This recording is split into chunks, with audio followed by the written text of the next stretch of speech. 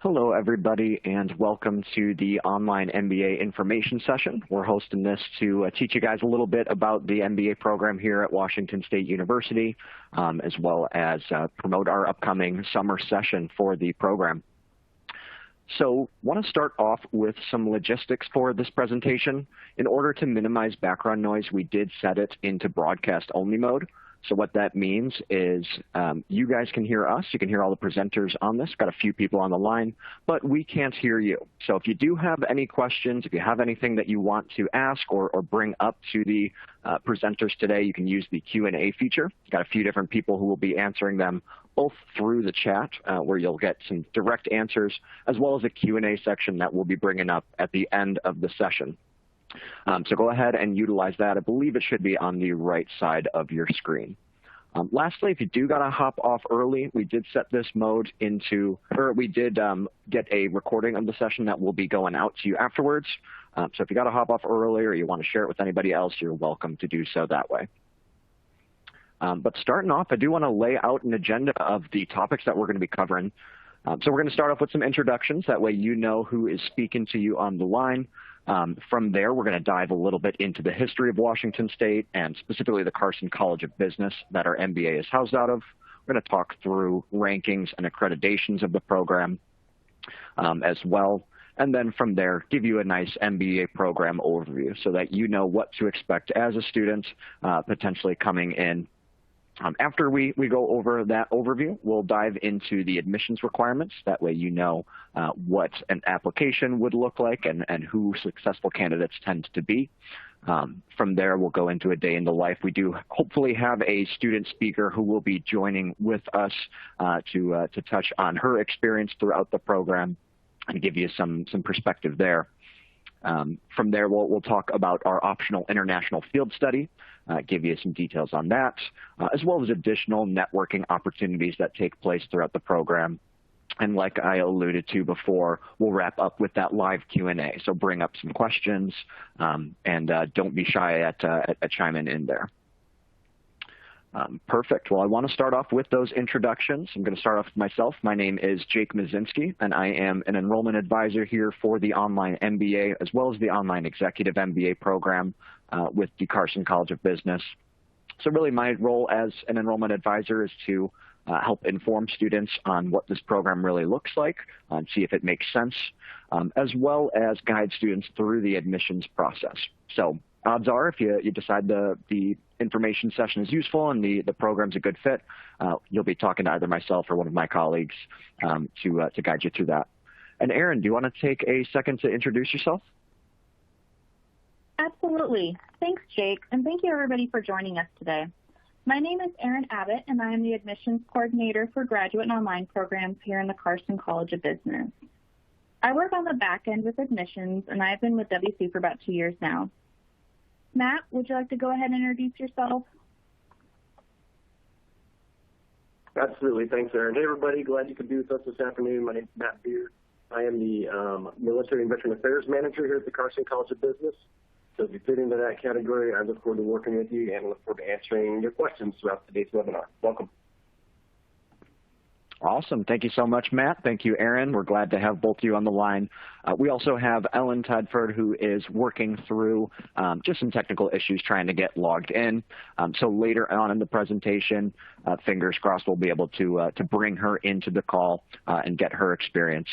But she is currently in the MBA program. She's a field sales representative at Fremont Brewing Company. She's using the MBA to further her career progression. So we'll hopefully be looping her in later on in the presentation. But right now, I do want to start off just with a brief history of what Washington State University is and the Carson College of Business. Erin, I know you are on campus, or at least near campus. Can you go ahead and tell us a little bit about the history of Washington State? Yeah, absolutely. So I'm going just to spend just a few minutes on this slide so that we can make sure we really get into the nuts and bolts of this program.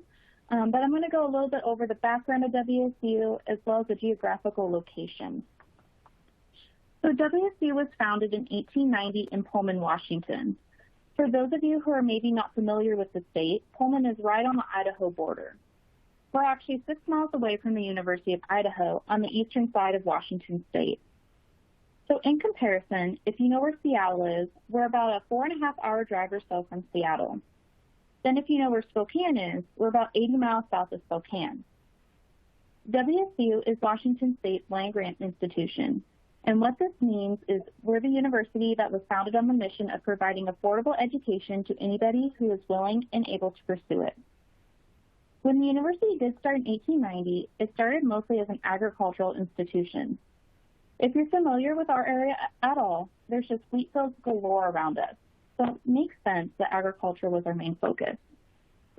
Up to date, we have over 125 years of alumni legacy and currently have one of the largest alumni associations. Once you become a Coug, it really is cool how many people around the world will see you wearing some sort of Coug gear or the WSU logo and shout, "Go Cougs." It literally happens anywhere and everywhere, and I've never seen anything like it. It's definitely a strong alumni base here, and we'll go over that a little bit later, but we highly encourage you, if you do become students, that you consider joining the Alumni Association. There really is a lot of benefits to it. So regarding the Carson College of Business, we have over 60 years of graduate business education. I believe we awarded our first MBA in 1957. Then we have over 20 years of online degree experience. 20 years ago, it was really interesting. It was actually set up where the lectures were recorded on a VHS and sent to students. The students would then watch it, re-record the VHS, and then send the tapes back. We've definitely come a long way since the VHS days. Our online MBA program, as we currently have it now, started in 2007. The goal of our program was to work around the busy working professional, and we'll get into more depth about that later. Then the last thing I want to mention is that we do have an international network of corporate and academic alliances. This allows our students more corporate and learning opportunities. If you go on the International Field Study, you'll be able to see some of those opportunities. And we'll be discussing the international trip here in just a minute, so I'll save the rest of that for when we continue on. Awesome. Thank you so much, Erin. Appreciate you giving us the rundown of Washington State and sort of where we're at now and where we came from. When I look at this slide and some of the details that Erin just shared, really the main things that jump out to me for our online MBA students is those last 2 bullet points. We have had 20 plus years of perfecting our online degrees, so we've been able to really understand, what is it that works, what especially works with our students who are in the MBA and usually pursuing this alongside a career. So I think that's huge. We'll talk through sort of how that has manifested in just a bit. And then also that international network of corporate and academic alliances. The International Field Study is probably the most obvious place that will really impact the situation. So we're happy to have built that and be able to lean on it for some of our support in the program. But now another thing that I do want to highlight here for students who are looking at MBAs is going to be accreditations and rankings. I think these are 2 really important topics when you're doing your research at different schools, so I want to give you some perspective there. So I'm going to start off at the top half of the slide, which is accreditations. From there, we'll move into the rankings on the bottom half of the slide. But when you're talking about accreditations, there's really 2 main areas that a school and various programs are accredited. At the top, you see the AACSB accreditation. This is an accrediting body specifically for business programs. So not every program within a university is going to have AACSB. Only the business programs would really seek that out. So Washington State, and specifically our Carson College of Business, is among less than 2% of business schools in the world that are accredited at the bachelor's, master's, and doctoral levels by the AACSB, the Association to Advance Collegiate Schools of Business. I highly recommend everybody to really ideally seek out only AACSB programs. It's typically thought of as the gold standard of accreditation. That's going to make sure curriculum is relevant, professors are highly talented and have the skill sets to teach this material, and even employers are actually going to base some of their evaluations of different candidates to their positions based on the accreditation of their MBA programs. So that's something I highly recommend looking for is AACSB. And then right below that is going to be the regional accreditation. This is going to be what accredits the university as a whole. So not just the Carson College of Business where the MBA is, but Washington State University in greater. So when you're looking at that type of accreditation, there's two main types. You have regional and you have national. Typically, you're going to be seeking out regional accrediting bodies, and then it's just broken up throughout the U.S. to a few different regional accreditors. So since we're in the Pacific Northwest, we are accredited by the regional accreditor in the area, which is the Northwest Commission on Colleges and Universities.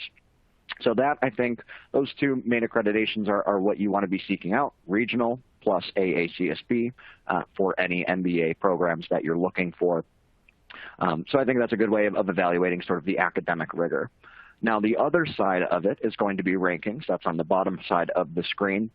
And that, I think, is a good representation of brand recognition. How is this program going to be received by people evaluating my resume, by people looking at my diploma and my transcripts? So there's a few main bodies that do these rankings. I think the most popular are the left side of the screen, which is U.S. News and World Report, alongside Poets and Quants, two main bodies for evaluating schools. So we're currently ranked number 20 from U.S. News and World Report for best online MBA programs for 2021.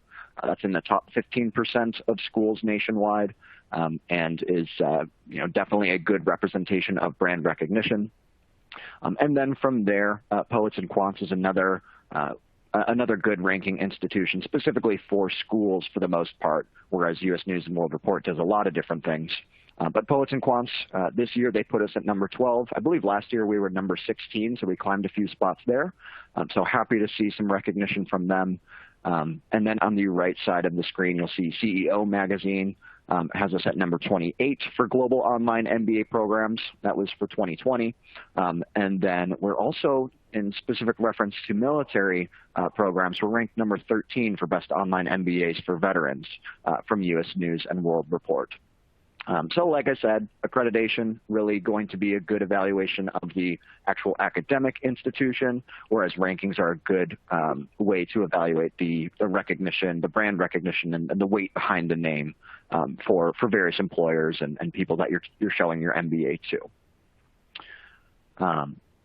Perfect. Now, we ended that slide with the military rankings. Matt, do you want to chime in and tell us a little bit about your role here and what our program looks like specifically for people who are either currently in the military or veterans?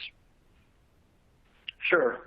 Again, my name is Matt Beer, retired Lieutenant Colonel from the Air Force, and I'm the Military Veteran Affairs Manager here at Carson College of Business.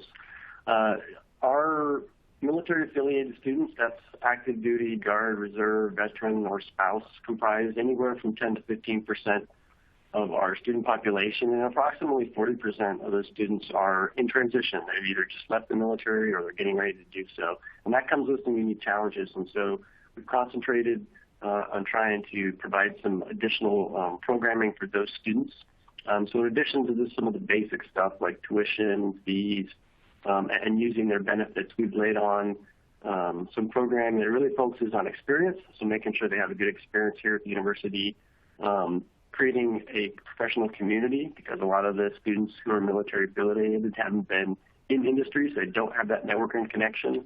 And then the last part is development, and that really is the tactical tools that are required to really advance your career beyond, the entry-level stage. So that's kind of the three pillars. I look forward to talking with anyone who may have questions about that or any other of the offerings we have. It's a pretty robust program, so please reach out to me. My email address is right there on the screen. And again, thanks for being here today. Awesome. Thank you so much, Matt. I know you provide an awesome service for our military students. I often send students over to you early in the process to help with the tuition assistance or reimbursement side of things using those benefits. And then while they're in the program, I've heard great things about the career development that you guys have done through the different workshops and resume builders and all of that. So we appreciate what you do here. Perfect. Now, I do want to talk about a general overview of our MBA program. There's a lot of different moving pieces when it comes to MBA programs, so I want to give you the clear picture here. We are 100% online, and our program can be completed in a range of 22 to 29 months. The reason for that range and length is going to be due to what we call foundation courses. You can think of them as prerequisites for the program. So somebody who has a business academic background, if you had a business degree, then you would likely not be needing any foundation courses. That would be putting you at that 22-month predicted graduation rate. Whereas if maybe you're coming in without a business degree, maybe you got a psych degree or an engineering degree, don't have too many business courses that you've taken, likely you would need the 29 months because you're taking those 7 foundational courses, those prerequisite type courses. Within our MBA, we also have 4 different specific concentrations that you can focus in. So a concentration is going to be really the elective courses that you take in the program. So you'll have 3 different electives that you take regardless of path. So that's, we have marketing, we have finance, we have hospitality business management, as well as international business. So if you picked maybe the marketing concentration, then you'd be taking 3 specific marketing electives, and so on and so forth with the other concentrations. You can choose also a general option where maybe none of these are immediately relevant to the current path that you're on, and you don't want to specify in any particular area. That way you can be sort of picking and pulling classes from any of them. Maybe you see a marketing class that is relevant, but also a finance class that's relevant and an international business course that's going to help you. You can sort of mix and match whatever's going to benefit you the most in your career path. We are also an asynchronous program, so our program does not have any mandatory times that you need to be logging in. Really, it's going to be up to you to be figuring out when and where you want to be working on content. We lean heavily into that flexibility side of things while also having some optional synchronous events. So you can see we have live and recorded lectures. So they are live. We're going to get more in depth on this down the line, but typically, after working hours, we'll have you hop on for about an hour session. If you can't attend it, there's absolutely no penalty to missing that. So you can watch the recorded copy of the lecture, just like this info session, where you'll be sent that afterwards and you can watch it on your own time. We also end the program, sort of the final deliverable that we do is a capstone project. So some MBA programs or master's programs in general will be wrapping up their program with a large, maybe a comprehensive exam or a large research or thesis paper. What we've opted to do instead is have you develop a business plan from start to finish. So typically you're going to be working alongside 3 other students. You guys will come up with some different, business ideas, different products that you might want to introduce into the market, and then really develop the full plan around it. It's a great way for us to evaluate all the skills that you learn throughout the program, from the financial decision-making skills to the marketing strategies to the management structures within your organization. And now we're culminating that all into one large capstone project. And then at the very bottom there, we do have that international field study. I'm not going to be talking too much about that right now. It is a really cool opportunity for our students. It's optional, so you don't need to go on it. But if it does fit into your schedule and it's something that you see value in, absolutely welcome to attend it. We will have a slide down the line where we're really expanding on the international field study. Perfect. Now, I do want to talk about MBA certificates. So those concentrations that I mentioned are also offered as standalone certificates.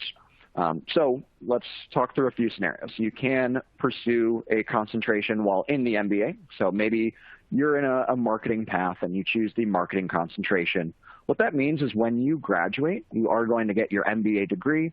You're also going to get a second credential, which is a graduate level marketing certificate. So 2 credentials there. Doesn't make it any more expensive, doesn't make it any longer. However, like I mentioned earlier, these are also offered standalone. So maybe you don't want to do a full MBA, maybe you already have one. In that case, you can just take the 3 electives out of a particular concentration, and now you just get that graduate level certificate in marketing or finance or international business or hospitality business management. So that's maybe not the most common approach that most students will take. Most students want the full MBA, but if you wanted a more niche certificate, absolutely welcome to pursue that route in order to just get that credential. And then at the very bottom of the screen, you'll see the foundation certificate. For our students who aren't coming in with a business academic background, they don't have a business undergrad, so they need those prerequisite, those foundational courses. You do end up, once completing those, you do end up getting a certificate for the general business administration foundation courses that you've taken. So all in all, if you need the foundations, you get that cert, you get your MBA, and you get your concentration certificate. So that is what you are looking at there. Now I want to highlight some of the main points of our program. Some of this will be a recap of what I mentioned before. Other stuff will be new. But like I mentioned before, the length of our program ranges from 22 to 29 months based on those foundational courses. We're 100% online for our students without any residency or travel required. And we also have that international field study for our students. We also like to keep our class sizes pretty small here. We tend to be around the 25 to 30 student mark. That way you guys are getting enough engagement with our faculty, able to ask questions and get timely responses. And you're also in smaller groups where you can be networking pretty closely alongside them. As you're going through your courses, you're getting connected with the other students in the program and learning together and learning from each other. And so I think that's definitely important for student experience. This fourth bullet point is also, I think, one of the more valuable ones to highlight, which is our course structure. We are a one class at a time program, plus the additional capstone project for 2 terms at the end of the program. So the reason I like to highlight this is it is fairly unique to WSU. There's a few other schools that do it, but what this does is it allows you to really focus your time in the right places. So rather than a traditional graduate program, or maybe you're taking 2 or 3 classes at the same time and trying to balance your school time within those different areas, our structure is going to allow you to be spending it in exactly one place. You know where to be spending your efforts, what assignments to be doing, and who you're communicating with, whether that's your groups or your faculty members. So I think that's highly relevant. We'll give some more details on that down the line. And then at the very bottom here, you'll see the tuition of our program. So we are $834 per credit hour. That's not including the cost of books. If you didn't need any foundations, you're typically going to be right around 36 credits for the program. So that'd be an overall tuition of $30,024. So that's the number most often relevant for our students with a business degree. Now, if you needed all the foundations, maybe you didn't take any business coursework, business-related coursework in your undergraduate, then you'll typically be at 52 credits for the program. So that'd be an overall tuition of $43,368 for the program. It's pretty common as well that students are somewhere in the middle there. Maybe you took a few business courses, maybe you had a business minor. In that case, we do a course-by-course waiver process during the application, where if you took our marketing foundation, if you took a intro to marketing type of a class in your undergrad, then we would be able to request a waiver and you wouldn't need the credits involved in that course. So reach out to us. We're happy to review your transcript, see what the cost would be for you and your specific scenario. Moving on, I do want to talk through the admissions requirements. I alluded to it a little bit earlier, but want to give you some clarity on what it takes to be admitted here and what the process would look like. So you'll have an online application. So you'll complete the online app and you'll sign it at the bottom when you finish. Within the online application, you're going to have a few different documents that you are putting together. So one of those is going to be the official transcripts from all schools attended. So to do that, typically just going to pull up your school's website, find their transcript page, and follow the ordering instructions there.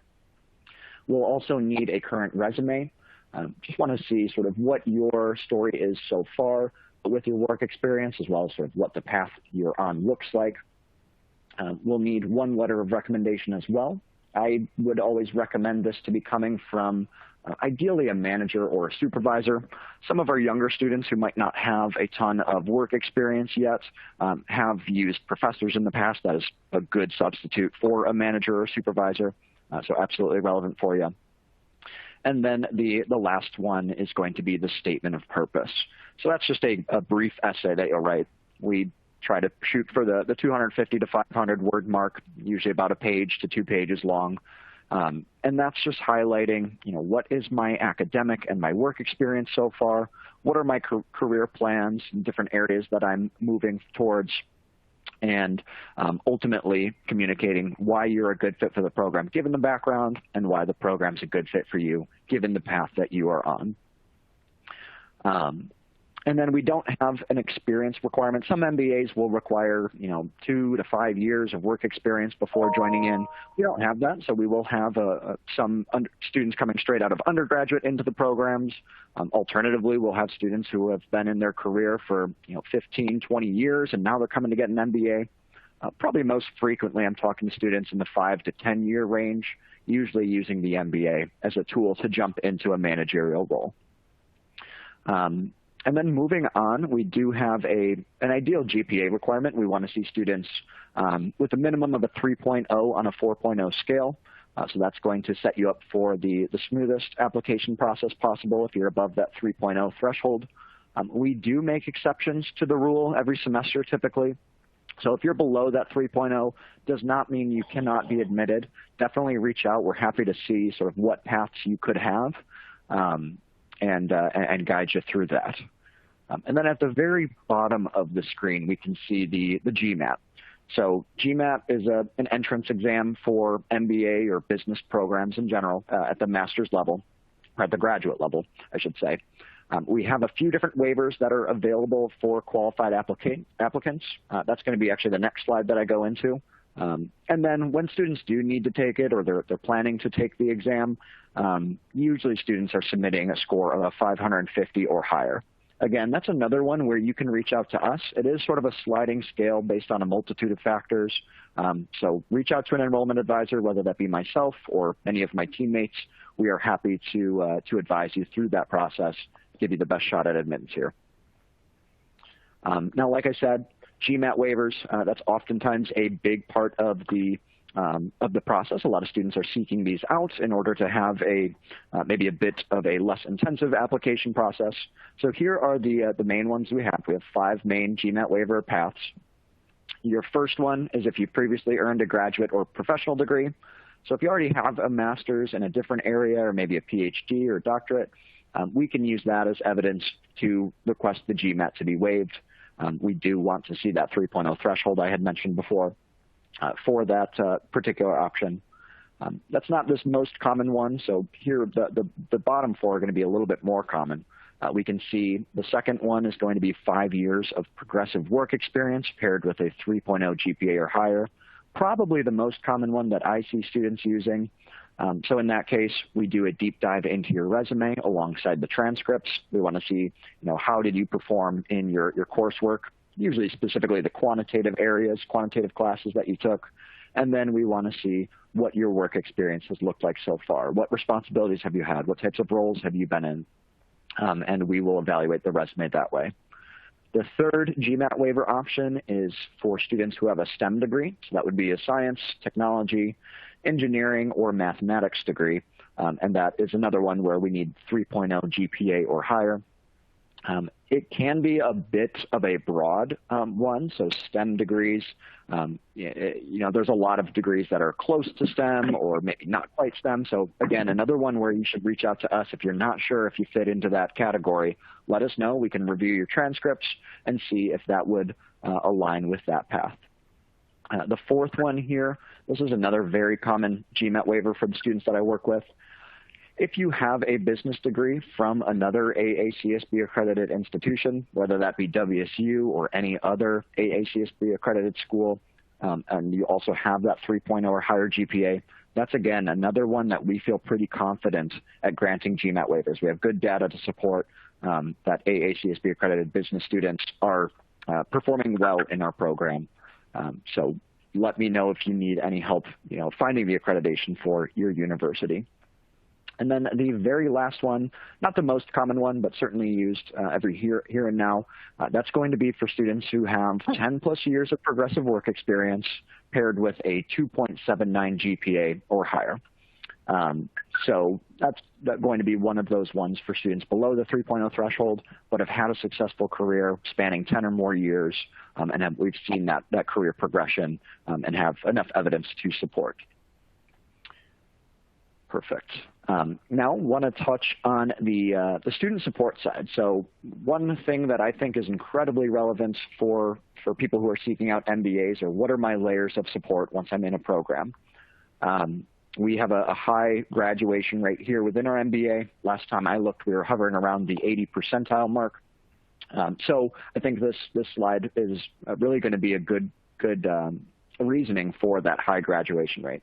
So starting day one, really starting now, you have access to enrollment advisors. So that would be myself as well as my colleagues here. We've got about 6 other enrollment advisors who are here to support. And really our role, like I alluded to earlier, is to make sure the program makes sense for you. Does this fit into your schedule? Does the learning outcomes align with the career path that you're on? And then from there, guiding you through the admissions all the way up until classes would start. Once you start classes, now you have a student support advisor. That's the second bullet point there. So these, we have currently 4 student support advisors.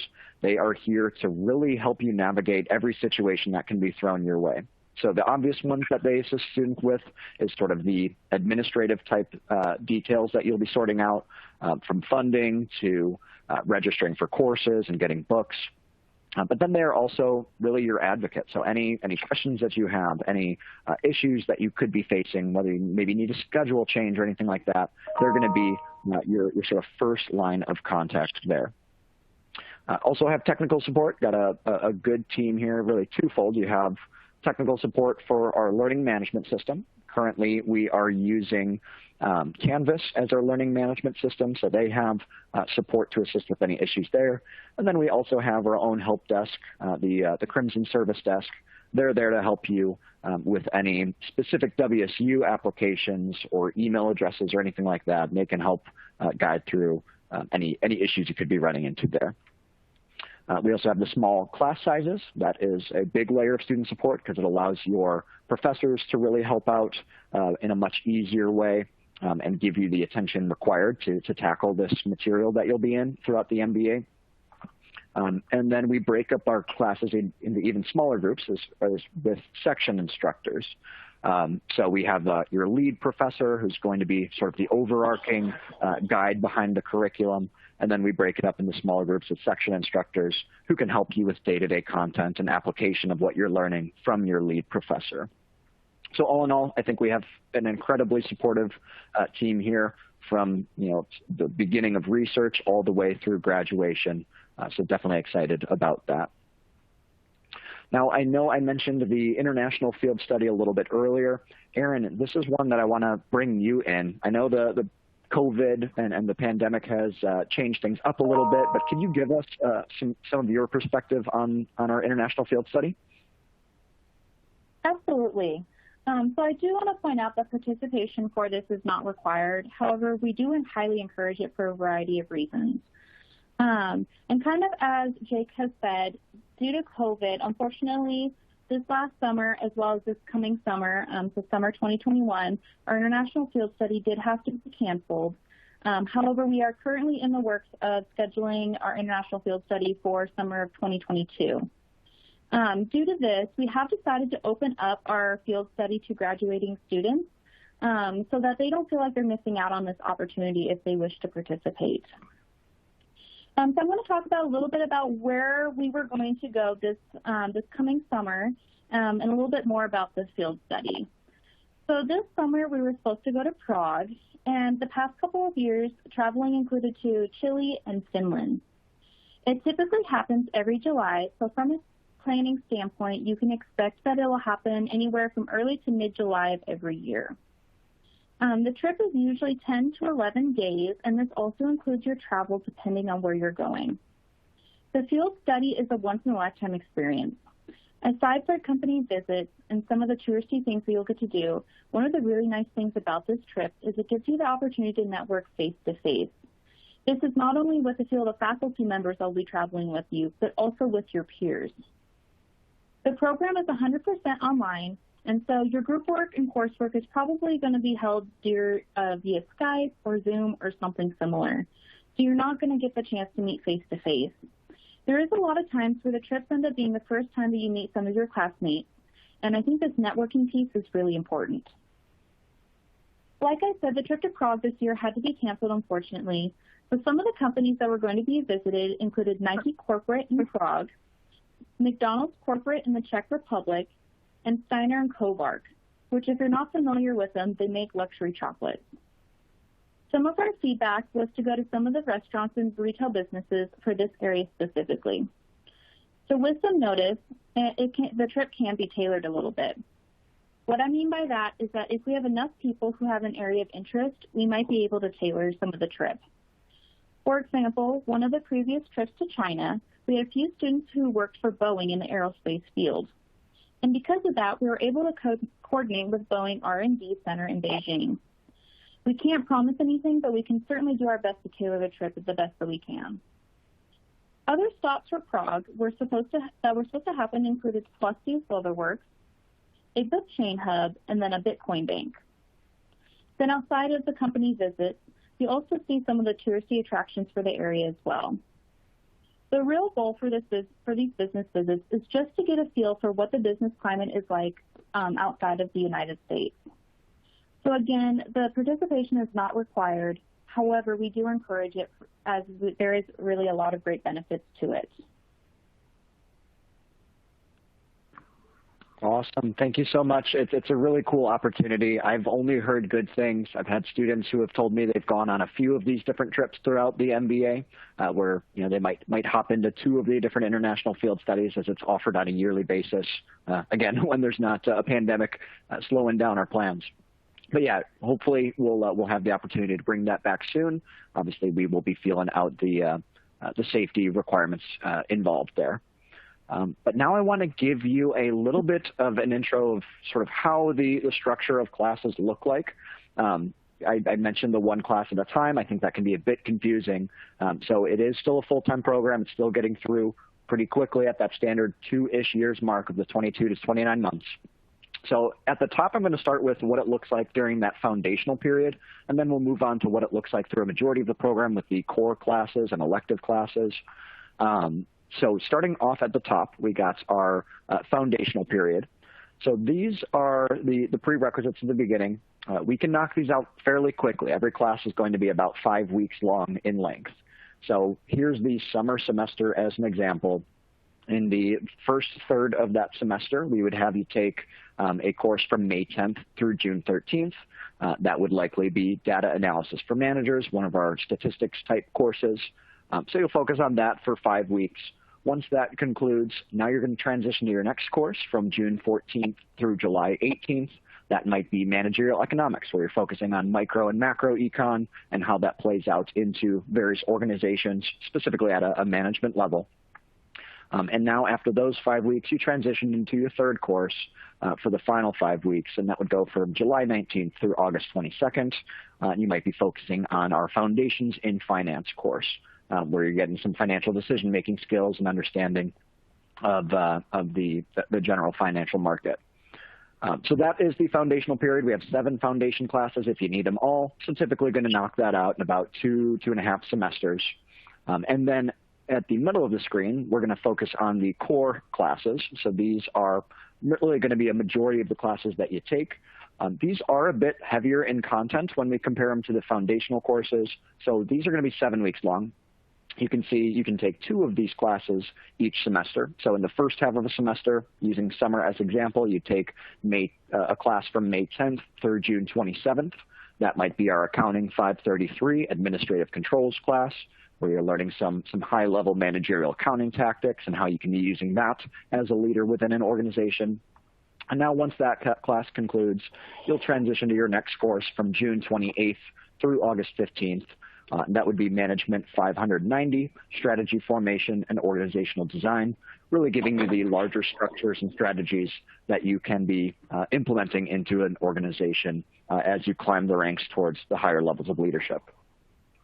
On the bottom side of the screen, we can see this is actually what your class would look like in the Canvas platform that we're currently using. So Canvas is a learning management system. We just switched to it a semester ago, and we're having some great feedback, very user-friendly. You can see it's pretty straightforward. On the left, you'll have all of your main details with the home screen, announcements from your professors, the syllabus, assignments and discussions, as well as Zoom, where you would attend those live sessions, and your grades and people enrolled in the course. You can see it's broken down on a week-by-week basis, so you know week 1, I'm going to be focusing on this topic. Week 2, I move into that. Week 3, so on and so forth. So pretty straightforward, very user-friendly, and easy to be navigating the platform. Now, I did just get word that Ellen has had a chance to hop on. Ellen is our student speaker, so really appreciate you hopping on. Ellen, can you give us a brief intro since we were running into some minor technical issues at the beginning? Just tell us sort of a little bit about yourself and what you're doing. Hi, yes, can you hear me? I can hear you perfectly. Thank you so much. Oh, yay. Awesome. Well, yeah, it's nice to meet everybody. I'm super excited to have a little chat about my progress so far in the MBA program. So, yeah, I guess I'll go kind of through the day in the life. I typically spend 6 to 8 hours per week, depending on if I'm having an exam that week. It's actually been super flexible with my current work schedule, which I really like to reiterate to people who have a really busy corporate job or if they have a lot of things going on. All the classes, you can even have them recorded, so even if you can only find an hour of time to make that live session, you can always save it for later and come back while you're doing your homework as the class is going on. So that's one of my favorite things about the program. I really don't think I spend more than 6 to 8 hours a week, and I like to typically start some of my homework when I have a cup of coffee or when I get done for the day, right before I'm eating dinner or afterwards. So it's been super flexible. Yeah, I also found it really helpful to inform the company I worked at that I was in the program. They've been super supportive, and I'm sure some companies, you can really apply what you're learning while in the program to work. So upcoming, I have my marketing classes, which my marketing manager specifically wants me to show him some of the PowerPoints. Which, you know, everything's changing, especially with COVID. So I think that's going to be really helpful. So the hardest class, that's what I want to touch on. What was my hardest class and most fun class? I'd say the hardest class I took is also kind of my favorite class. It was super rewarding to get an A in my data analysis class. So that was my first group project in the Online MBA program. And it was really difficult, but the 2 people who were in my group were amazing, and we actually still keep in contact. I've seen that they've been in a couple of my more recent classes, too, so it's been great to touch base and motivate each other and see how each other are doing. So, yeah, operations management is what I'm in right now. That's probably one of my most fun classes so far, only because it's super relatable to my company, and I'm learning all of these things that I usually have an Excel template that does formulas for me. And it's just been really cool to see how to actually do the math behind it. But yeah, it can be really overwhelming, but I love my main instructor for this class. She's been a real sweetheart, and I think that a lot of the professors in this program are really understanding that we're busy. And yeah, overall, I love it. It's a great way to network and really even just network within your company. You're learning a lot in this online MBA program, and I highly recommend. Yeah, any questions? That's awesome. Yeah, I think I have a few that I want to chime in there. I certainly want to first talk about that networking. I think it's an interesting thing that I didn't expect is obviously you have the networking with students. That's why we have these group projects, the ones that you referenced within BA 500 or BA 500 data analysis for managers. You'll see that as you move through the program, most classes will have some group element to it. But that's something I've heard as well as the sort of internal networking that the program sort of fosters, where because you're working on all these different, additional responsibilities and you're bringing that classwork into your actual professional position, it has you usually touching base with a lot of different departments that you wouldn't normally connect with. Yes, I just wrote. I'm actually doing a little bit of marketing with WSU, so I'm their brand ambassador, and I just did a little blurb on this for my little blog. But I was able to network a lot with my company. I work for a local brewery, and learning in my foundations in finance class was one of the first times I networked outside of my department with accounting, and it was really interesting. I mean, I was learning all of these different just terms that it was helpful to reach out to them to kind of understand how it was applied at our company specifically. So just learning about assets and things at any company, it was really great to network with the accounting team. And even now, so with the marketing team, during a pandemic, it's really important to really get out there with really strong marketing tactics. And this has just been a great way to network and kind of basically grow my career within the industry by taking what I've learned in the program and relating it to other departments. Yeah, it's been really great. That's awesome. Thank you so much for the perspective there. Very good to see that you're taking advantage of it and being able to connect it to your career. I think that's something very common with just about every student that I've talked to who's in the program. So very good to see. Now tell me a little bit more, because we usually expect students to spend about 10 to 15 hours per week of work. I know those foundation courses can be a little bit later. It sounds like you're currently around that 6 to 8 hour mark. Is that what you mentioned of weekly commitment? Yeah. So my foundation courses, I've been really breezing through. I can tell you right now, though, that my data analysis class, I was spending more like 12 hours a week on that program, on that class in particular. Right. There are some classes too you'll really learn a lot about yourself where, I'm not a statistics person, so of course that class is going to be a little bit more difficult. But econ for me, I've taken some in my undergrad at WSU, so that was really all these things I had forgotten that I had learned once before. It was all coming back to me, so that was really cool. But yeah, I think ultimately it's really easy to have a balance if you make sure to plug in time for yourself. Have that time in the morning and just make sure not to just procrastinate. I think if you do a little each day, it can be just something it can be very balanced. Yeah, and that was actually exactly what I wanted to ask you was, how you are balancing the coursework alongside it. I've talked to students who will make it a bit more of a weekend project, probably not the ideal situation if possible. Sounds like you're devoting a few hours a day towards the program. Is that right? Yeah, I like to do a couple hours each day.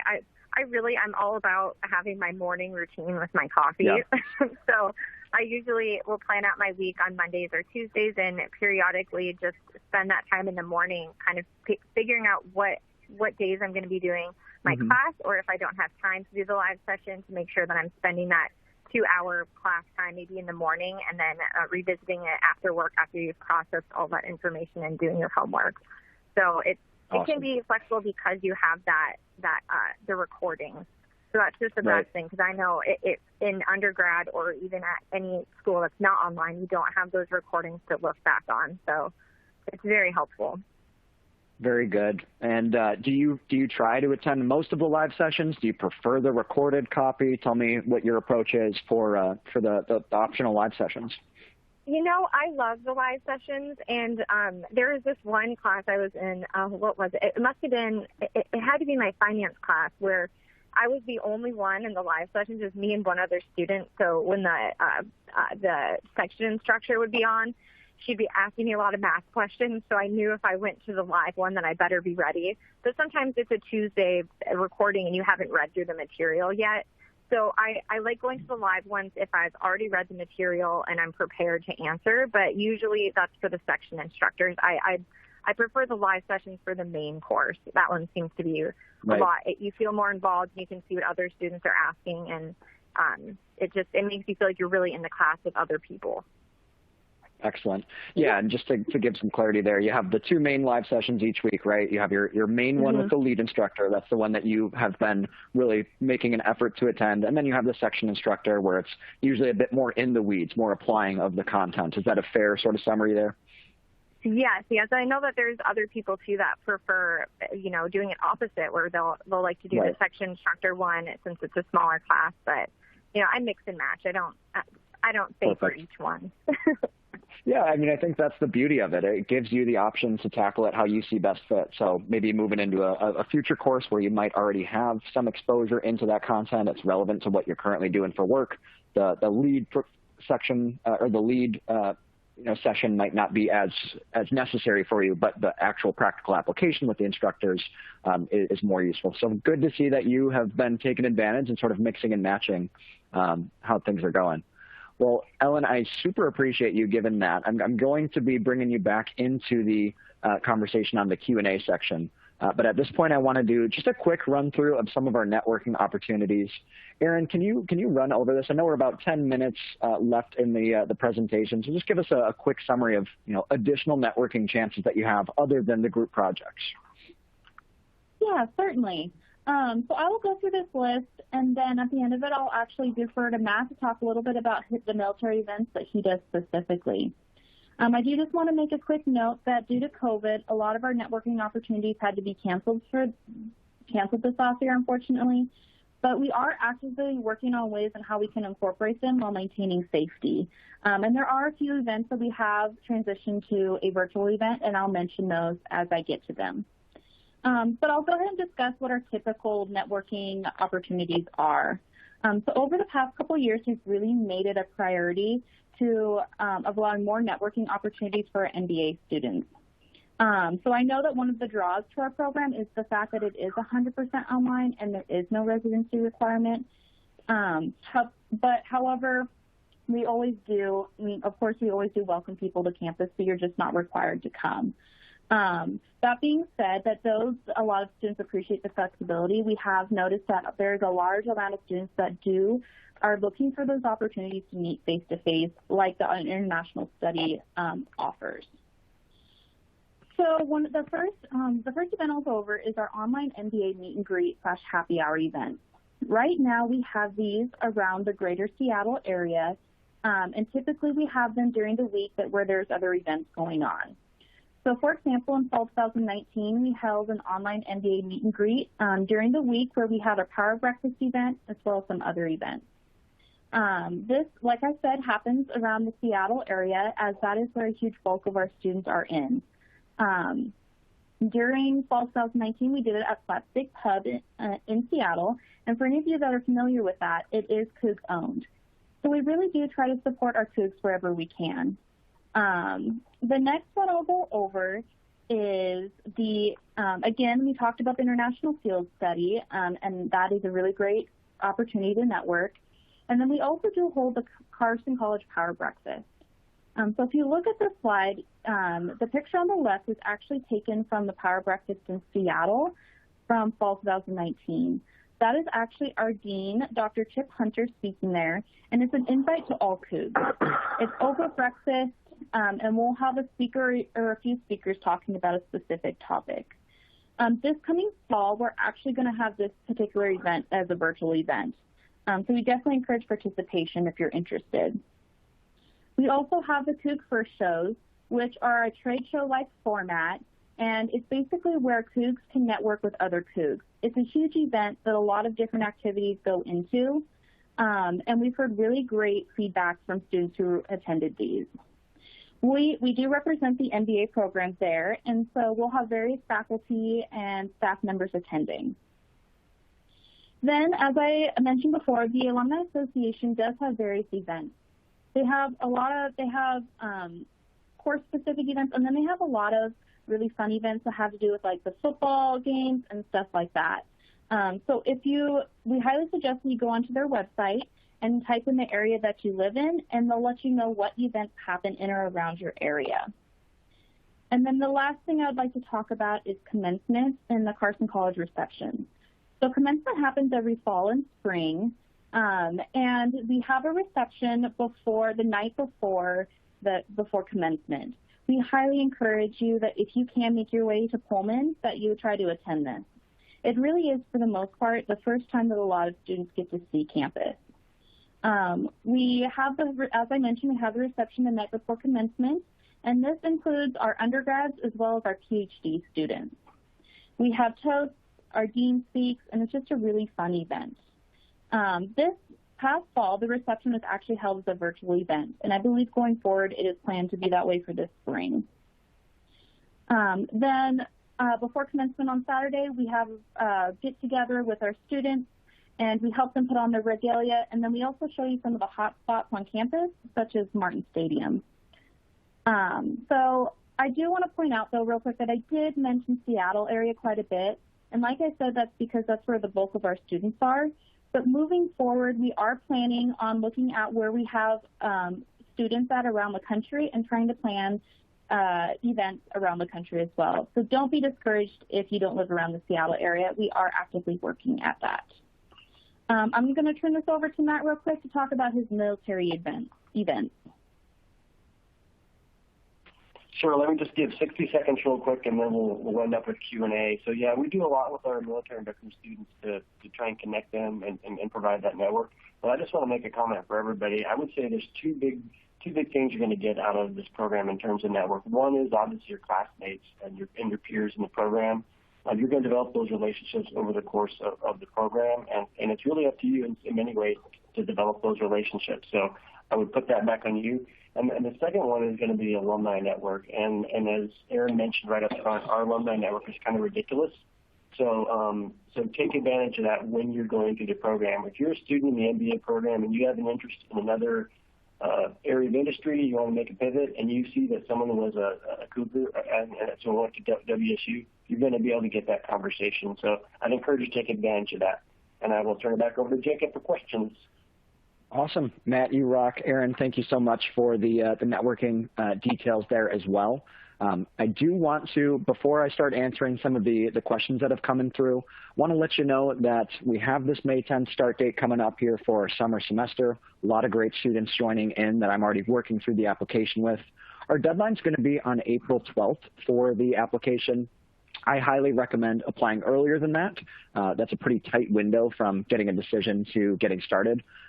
But absolutely, we're here to help. So go ahead and you can see that VCTA link at the bottom. That's where you can schedule an appointment with us, or you're welcome to just give us a call. We got a whole host of advisors who are able to help.